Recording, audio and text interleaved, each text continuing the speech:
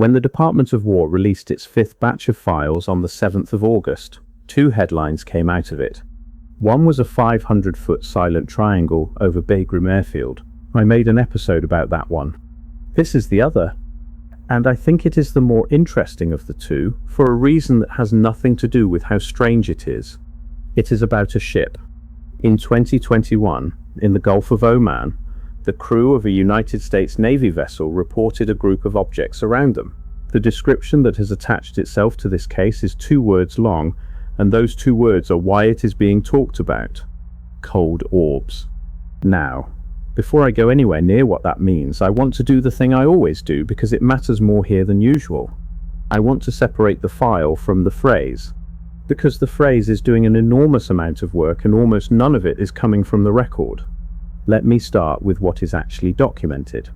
In February of 2026, a presidential directive created a public archive called PURSUE, the Presidential Unsealing and Reporting System for UAP Encounters.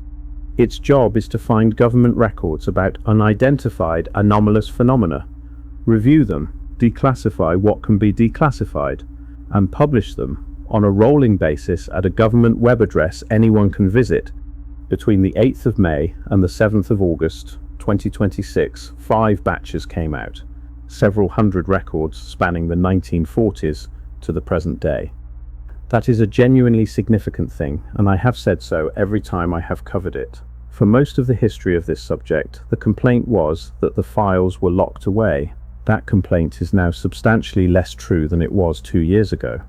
The 5th batch, on the 7th of August, contained 41 records, and one of them is this: a naval encounter in the Gulf of Oman in 2021, involving multiple objects reported around a ship.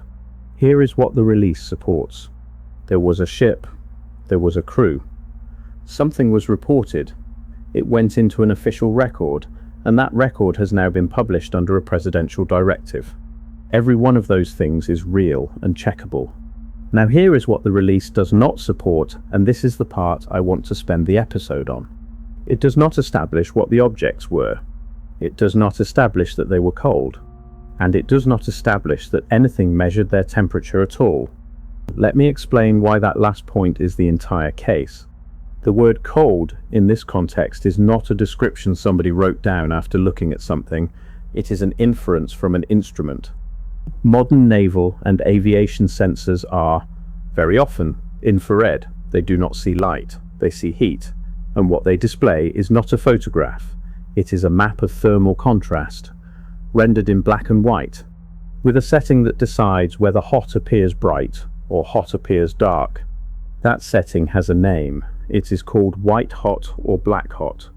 An operator can flip it with a switch mid-mission for any reason at all. I want to sit on that for a second because it is the whole episode in one detail. The same object on the same sensor at the same moment can appear white or black depending on a preference setting. Nothing about the object changes, only the rendering. So if you are handed a still frame from a thermal sensor with no metadata and the object in it is dark, you cannot say what that darkness means. You would need the polarity, you would need the gain. Ideally, you would want the actual temperature readout. Good systems record that. It is not in any public release here. So an object that appears dark on an infrared display is not necessarily cold. It might be cold. The polarity might be inverted. The object might be at almost the same temperature as the sky behind it, which makes it nearly invisible either way. Or the gain might be set so the whole scene is compressed. An object appearing dark on a thermal display tells you one thing reliably. It tells you the display is showing a contrast. It does not tell you the object is cold. There is a comparison worth making here.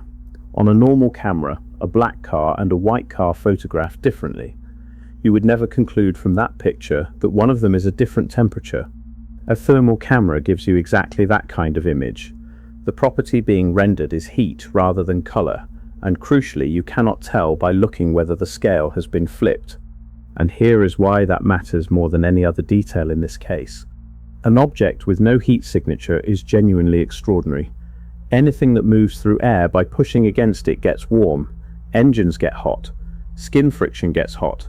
A craft that flies and is not warm would be a physics problem, not an aviation problem.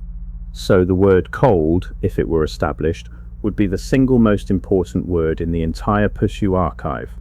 And it is not established, it has been attached. Now here is where I raise my hand and give the ordinary reading properly. Start with what an orb is on a sensor.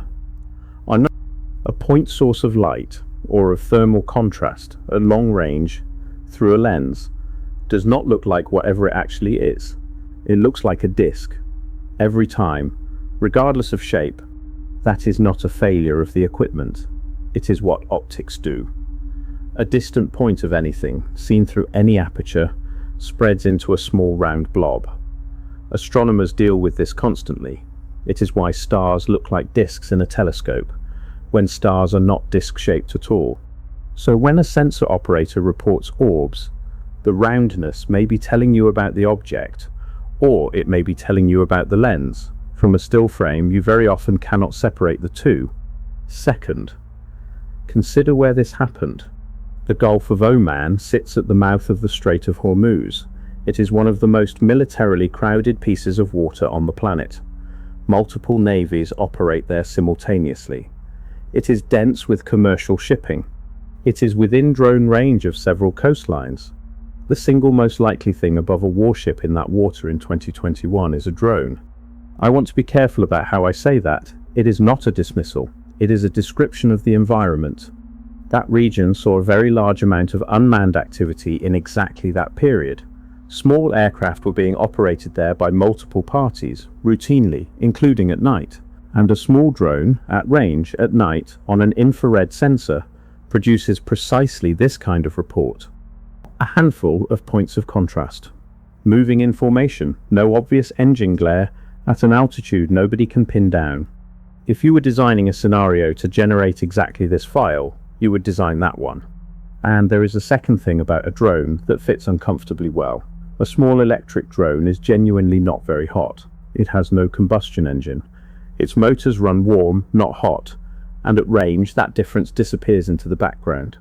So the one detail that makes this case sound extraordinary, an object that does not appear hot, is also a detail that a battery-powered aircraft would produce. Third, the distance problem which never goes away. We spent an entire episode on this. An object at unknown range has unknown size and unknown speed. Everything an observer says about how big it was and how fast it moved is derived from an assumption about how far away it was. At sea, at night, this is worse than usual. No horizon reference, no terrain, no scale. The same sensor return could be something small and close, or something large and distant. Nothing in the image itself distinguishes them. So where does that leave us? If you have worked with thermal imaging, and quite a lot of people have, from military service, from search and rescue, from wildlife work, you already know more about this than I do, and I would like to hear from you specifically. The comment section is the right place, and I read it. Now, here is the part I actually wanted to get to. Look at how this case travelled. It came out of a government archive as a record of a reported encounter. Within about a day, it was being described as an encounter with cold orbs. Within a week, the word cold was in headlines, in thumbnails, and in the first line of most coverage. Nobody added a measurement in between. The certainty appeared without any evidence appearing. And that is a pattern I have now watched happen 3 times with this archive. The first time was the phrase unresolved due to insufficient data, which got reported as unexplained. The second was the Bagram triangle, where a size estimated by which stars it blocked got reported as a 500-foot craft. This is the third. A thermal contrast got reported as a temperature. Each time, the thing that got lost was the same thing, a qualifier. A word like estimated, or apparent, or reported. The qualifier is where all the honesty lives, and it is the first thing to fall off. It falls off because it does not fit in a headline, and because it makes the sentence weaker, and because nobody who drops it feels like they are lying, they are just tightening. But tightening a sentence and strengthening a claim are the same physical act, and only one of them is honest. And it compounds. Once a phrase has travelled without its qualifier for a week, the qualifier cannot get back on. The next person to write about it is not reading the file, they are reading the previous article. Now the honest hedge. I do not know what was around that ship. Neither does anybody else who is telling you about it, including everyone who used the word cold. I think drones are the most likely explanation because of where it happened and when. I hold that loosely because I have not seen the sensor data, and neither has anyone outside the review process. What I would genuinely like to see is one number, the measured temperature or the measured range or the sensor polarity setting at the time. Any one of those would turn this from a story into a case. None of them is in the public record. Here is where it stands today. The file is public. You can read it yourself at a government address in the next 5 minutes. A sixth batch is expected within weeks, and the releases are continuing on a rolling basis, and the pattern will almost certainly repeat.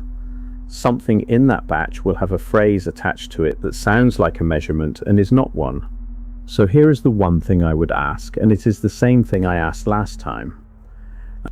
When you see a word that sounds like it came from an instrument, cold, 500 feet, hypersonic, unresolved, ask a single question before you pass it on. Who measured that?